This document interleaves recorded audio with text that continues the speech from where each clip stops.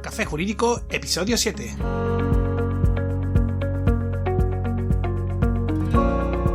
Buenas tardes, mi nombre es Juanma Delgado y esto es Café Jurídico, un espacio de divulgación jurídica donde en el tiempo que dura un café abordaremos novedades legislativas, interpretaciones de doctrina y jurisprudencia sobre distintas temáticas, aprenderemos a manejar herramientas para la eficacia y la productividad profesional y en definitiva nos acercaremos de una forma amena y distendida al sector jurídico. ¡Comenzamos!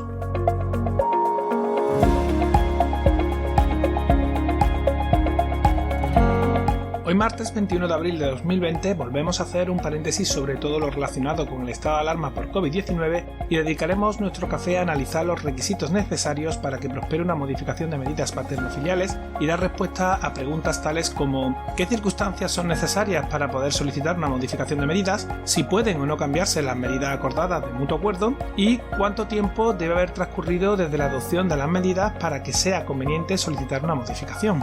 Preguntas que perduran a lo largo de los años y que ocupan gran parte de las explicaciones en las consultas que me hacen los clientes. Y es que la realidad pone de manifiesto que son muchas las circunstancias por lo que a lo largo del tiempo se puede hacer necesario efectuar la modificación de medidas paternofiliales. Pero antes, cafejurídico.es. Hoy abrimos la página web oficial del podcast al público. Ya lo adelantábamos hace unos episodios que ante la buena acogida del programa estábamos trabajando en el desarrollo del sitio web y bueno, pues ya lo tenemos, ya está. Ya podéis visitarnos en cafejurídico.es, donde además de tener acceso a todos los episodios, podrás escucharlos por series temáticas, descargar la documentación a la que hacemos alusión en cada episodio. Y alguien puede decirme, oye Juanma, ¿y ya no podemos enviar nuestras consultas? Por supuesto que sí, claro que podéis. Desde el menú principal de la web tenéis un formulario para hacernos llegar todas las consultas que queráis, pedís que tratemos un asunto concreto, mandarnos la opinión o hacernos llegar cualquier cuestión o oportunidad de mejora. ¿Me quieres hacer una pregunta? Pues ya sabes, ahora es más fácil que nunca. Entra en cafejurídico.es y escríbenos. Como siempre, te estamos esperando. Nos adentramos ya en materia y para ello lo primero que tenemos que saber es que la modificación de medidas paternofiliales es una opción contemplada en los artículos 90 y 91 del Código Civil en correlación con el artículo 775.1 de la Ley de Enjuiciamiento Civil. En definitiva, se trata de un procedimiento judicial destinado a vencer el principio de inalterabilidad de las resoluciones judiciales, algo que se hace muy necesario en una materia viva, como es el derecho de familia, en el que a lo largo del tiempo pueden aparecer nuevas situaciones sobrevenidas que requieran de cambios necesarios en las medidas estipuladas judicialmente, ya sea para que las mismas reflejen una nueva situación de hecho, o porque se haga necesario un cambio en aras al interés de los menores o por cualquier otra circunstancia. ¿Qué podemos esperar de un procedimiento de modificación de medidas paternofiliales? Pues básicamente la modificación de cuestiones tales como la patria potestad de los menores de edad o incapacitados, cambios en la guardia y custodia, modificaciones del régimen de visita, modificación o extinción de la atribución de la vivienda familiar, de la pensión compensatoria o de la pensión de alimentos. Analicemos lo que dicen los artículos que hemos reseñado con anterioridad. El artículo 90 del Código Civil, en su apartado tercero, establece que las medidas que el juez adopte en defecto de acuerdo o las convenidas por los cónyuges judicialmente podrán ser modificadas judicialmente o por nuevo convenio aprobado por el juez, cuando así lo aconsejen las nuevas necesidades de los hijos o el cambio de las circunstancias de los cónyuges. Las medidas que hubieran sido convenidas ante el secretario judicial o en escritura pública podrán ser modificadas por un nuevo acuerdo, sujeto a los mismos requisitos exigidos en este código. De este artículo se desprende, por un lado, que el procedimiento para la modificación de medidas podrá efectuarse de manera contenciosa, esto es, sin acuerdo entre las partes y siendo el juzgado quien resuelva las medidas que se modificarán y la forma en que lo hará, o mediante un procedimiento de mutuo acuerdo, es decir, cuando ambas partes consensúan las nuevas medidas a aplicar, en cuyo caso el único límite que van a encontrar para adoptar las mismas será que dichas medidas no lesionen ni perjudiquen el interés de los hijos menores, por quienes velará en todo caso el Ministerio Fiscal a lo largo del procedimiento en virtud de lo establecido en el artículo 749.2 de la Ley de Enjuiciamiento Civil. ¿Cuándo se puede dictar el procedimiento? El artículo citado establece que cuando así lo aconsejen las nuevas necesidades de los hijos o el cambio de las circunstancias en los cónyuges. El artículo 91 del mismo texto legal dispone que en las sentencias de nulidad, separación o divorcio, o en ejecución de las mismas, el juez, en defecto de acuerdo de los cónyuges o en caso de no aprobación del mismo, determinará conforme a lo establecido en los artículos siguientes las medidas que hayan de sustituir a las ya adoptadas con anterioridad en relación con los hijos, la vivienda familiar, las cargas del matrimonio, liquidación del régimen económico y las cautelas o garantías respectivas, estableciendo las que procedan si para alguno de estos conceptos no se hubiera adoptado ninguna. Estas medidas podrán ser modificadas cuando se alteren sustancialmente las circunstancias. Como decíamos al inicio, este artículo nos establece qué cuestiones podrán modificarse promoviendo un procedimiento de modificación de medidas paternofiliales, a la par que establece que procederá a la modificación cuando se alteren sustancialmente las circunstancias, matizando ligeramente con ello las condiciones vistas en el precepto anterior para poder dictar el procedimiento. Por su parte, el artículo 775.1 de la Ley de Enjuiciamiento Civil dispone que el Ministerio Fiscal, habiendo hijos menores o incapacitados y en todo caso los cónyuges, podrán solicitar del tribunal que acordó las medidas definitivas la modificación de las medidas convenidas por los cónyuges o de las adoptadas en defecto de acuerdo, siempre que hayan variado sustancialmente las circunstancias tenidas en cuenta al aprobarlas o acordarlas, estableciendo en sus apartados 2 y 3 el procedimiento que se debe seguir en caso de que la modificación sea de mutuo acuerdo o sea contenciosa. Pero ahora centrémonos solo en cuándo podemos dictarla según este precepto, que literalmente dice siempre que hayan variado sustancialmente las circunstancias tenidas en cuenta al aprobarla o acordarla. En definitiva, atendiendo a lo dispuesto en los artículos indicados, podrán modificarse las medidas definitivas, pero no libremente ni en cualquier caso, sino siempre que así lo aconsejen las nuevas necesidades de los hijos o que hayan variado sustancialmente las circunstancias que fueron tenidas en cuenta al aprobarla o acordarla. La verdad es que así dicho, la respuesta al cuándo procede la modificación de medidas puede resultar un poco abstracta, porque a falta de acuerdo, ¿qué circunstancias tienen que darse para que prospere la modificación? Imagino que más de un oyente puede estar pensando, perfecto, pero ¿qué circunstancias tienen que cambiar? ¿Y cómo sé si el cambio que se ha producido es o no una variación sustancial?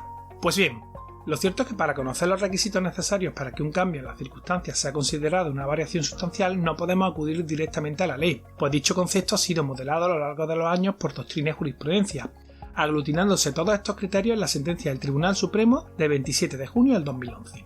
Así, en atención a la citada resolución del Alto Tribunal, para que la acción de modificación de medidas pueda ser acogida judicialmente, requiere la concurrencia de los siguientes requisitos. A. Que se haya producido con posterioridad a dictarse la resolución judicial que la sancionó un cambio en la situación fáctica que determinó la medida que se intenta modificar. B. Que dicha modificación o alteración sea sustancial, esto es, que afecte al núcleo de la medida y no a circunstancias meramente accesorias o periféricas, que haga suponer que de haber existido al momento del divorcio se habrían adoptado medidas distintas. Parece lógico y razonable que el cambio que se alega tenga que guardar una relación directa con la medida que se pretende modificar, ¿no? De la misma manera que no tiene sentido preguntar qué hora es y contestar bocadillo y chorizo, tampoco tiene ninguna lógica solicitar la modificación de una medida que no se ve afectada por el cambio de la situación fáctica. Por ejemplo, imaginemos el caso de que en su día se acordó un régimen de visitas estándar de martes y jueves de 17 a 20 horas y fines de semana alternos. Pues bien, ahora uno de los progenitores cambia de localidad de residencia. Lógicamente, si cuando adoptaron esa medida ambos progenitores hubieran residido en localidades distintas, muy seguramente habrían adoptado unas medidas diferentes.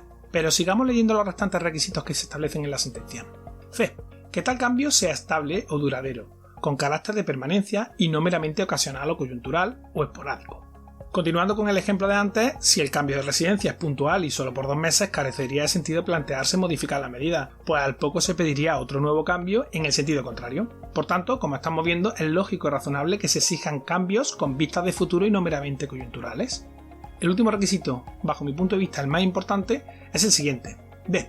Que la repetida alteración sea imprevista o imprevisible y por ende ajena a la voluntad de quien entabla la acción de modificación, por lo que no puede ser buscado de propósito por quien interesa la modificación para obtener unas medidas que le resulten más beneficiosas. Este requisito quizás sea algo más complejo de adaptar al ejemplo que hemos ido planteando, pues incluso aunque quien insta la modificación sea el que por voluntad propia decide cambiar su domicilio a otra localidad, ello no impediría la necesidad real de una modificación de las medidas en la mayor parte de los casos. De cualquier forma, lo que pretende este requisito es que para modificar una medida no se consideren circunstancias que perfectamente podrían haber sido previstas.